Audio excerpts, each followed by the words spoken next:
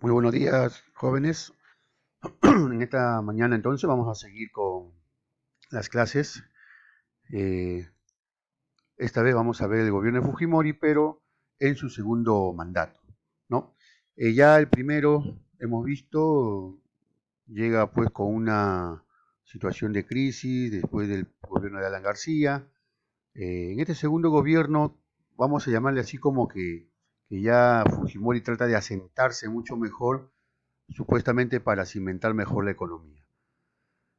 Sí, entonces ya para el 95, Fujimori tiene una gran aceptación en el pueblo, ¿no?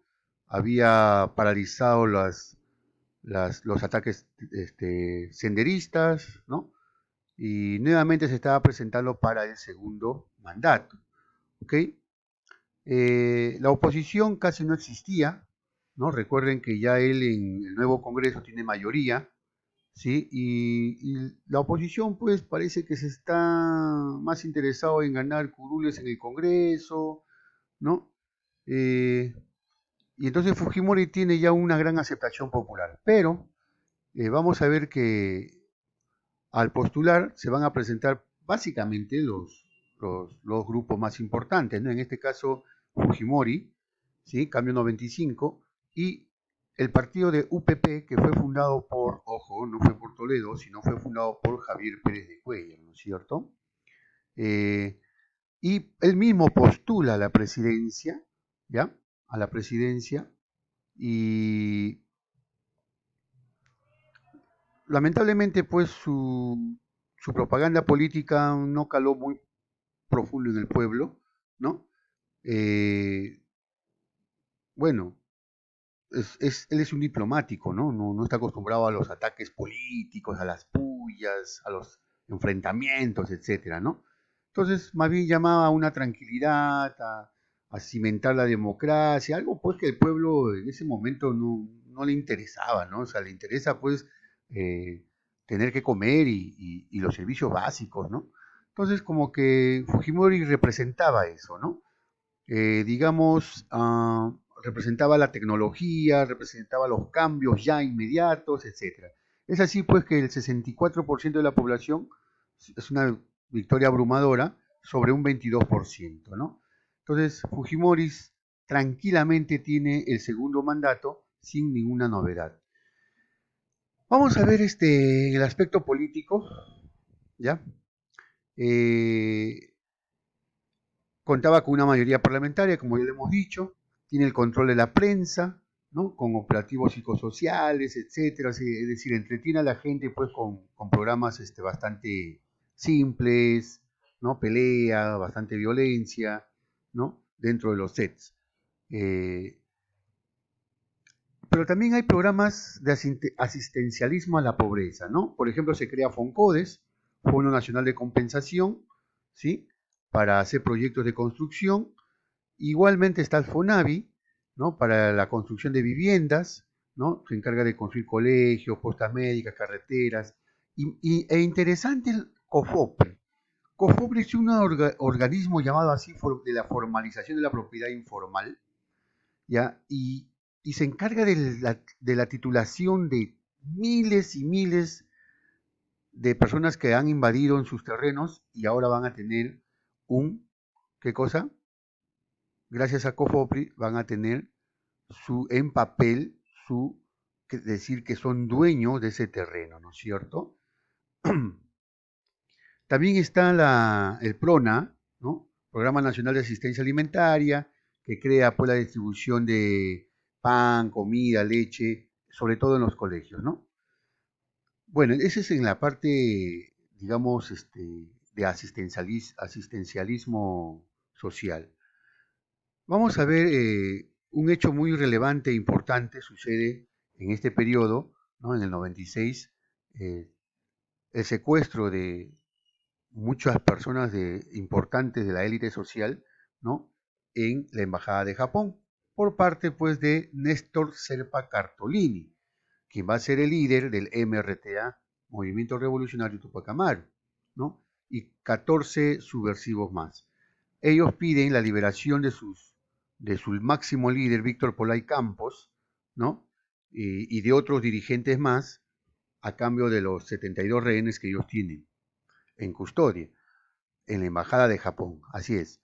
Y eh, el gobierno simplemente fue rotundo al denegar, ¿no? O sea, al decir no hay este cambio.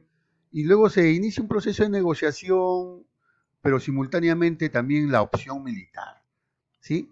De esta manera, en América Latina jamás se había vivido este tipo de secuestros y de asaltos militares, ¿no? Así que el 22 de abril del 97 se realiza el famoso operativo Chavín de Huántar, que solo duró 28 minutos, menos de media hora. Se liberaron 71 rehenes, uno falleció lamentablemente, ¿no? Y 14 subversivos muertos, todos asesinados, y dos comandos militares también asesinados. ¿Ok? Eh, ¿Por qué se le llama Chavín de Huántar? Bueno, esta operación que fue exitosa en el mundo entero a nivel militar, ¿no? Se le llamó así por esta razón. Estas cuevas no son de la operación Chavín de Huántar, este es de los restos arqueológicos, ¿no? De la cultura Chavín. Lo que pasa es que la cultura Chavín en Ancash, en Huari, tiene en el castillo, en su famosa fortaleza, unos túneles de piedra de esta manera, ¿no? Entonces los comandos, al hacer túneles, porque penetraron ellos por debajo de una casa vecina, ¿no?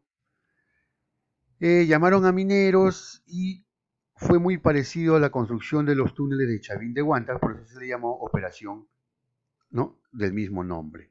Ahí está el momento de la operación de este comando, ¿no? Que incluía las tres Fuerzas Armadas, ¿sí? Tanto de la Marina, tanto del Ejército, la aviación. No va a ser todo tan fácil en este gobierno de Fujimori, en este segundo gobierno, porque se va a desatar dos fenómenos muy, pero muy graves, ¿no? Para la economía de un país. El fenómeno del niño, el del 98, fue una de las peores catástrofes. Sabemos que todos los años hay fenómeno del niño, pero esta del 98 fue terrible, ¿no? Igual que la del 2018, 19 creo, ¿sí? Del anteaño pasado, ¿no? Parece que cada 10 años se da fuerte este movimiento, ¿no? Fue terrible, ¿sí?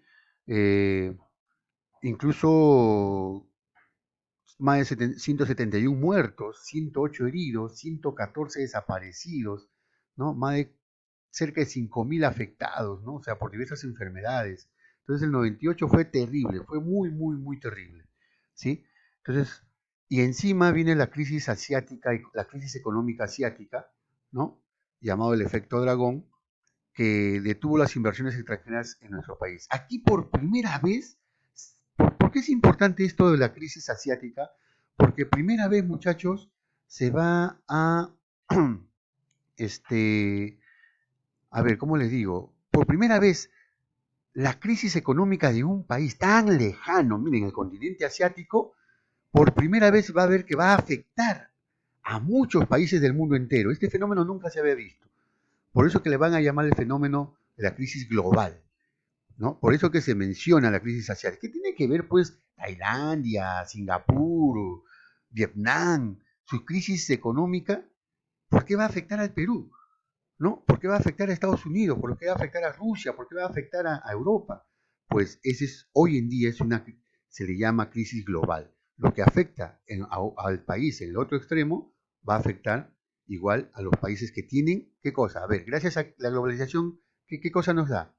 La conexión económica, tratados, ¿no es cierto? Por ejemplo, Perú tiene tratado con Corea del Sur, tiene tratados con China, tiene tratados con Japón, tiene tratados con la India, tiene tratados con Tailandia, con Singapur, con Indonesia. Entonces, hoy en día, pues, cualquier crisis en cualquier país, incluso en el Perú, por ejemplo, va a afectar al mundo entero, ¿no? A partir de ahí, por primera vez, se nota esta afectación. Y así, en efecto, causó también la detención de inversiones extranjeras en nuestro país, ¿no? Entonces, muchachos, ese es lo que va a ocurrir por primera vez en los años 90, ¿no? Y Bueno, en el gobierno de Fujimori, que de alguna manera va a afectar, digamos, la economía, ¿no? También se dio el conflicto, en el primer gobierno vimos el conflicto de la guerra con Ecuador, ¿no? Que afortunadamente llegó con acuerdo de paz, ¿sí? Y aquí hay que ver que ya en el segundo gobierno, con Fujimori y ya con otro presidente ecuatoriano, en este caso el presidente Maguat, ¿no? Maguat sí, Yamil Maguat, ¿no?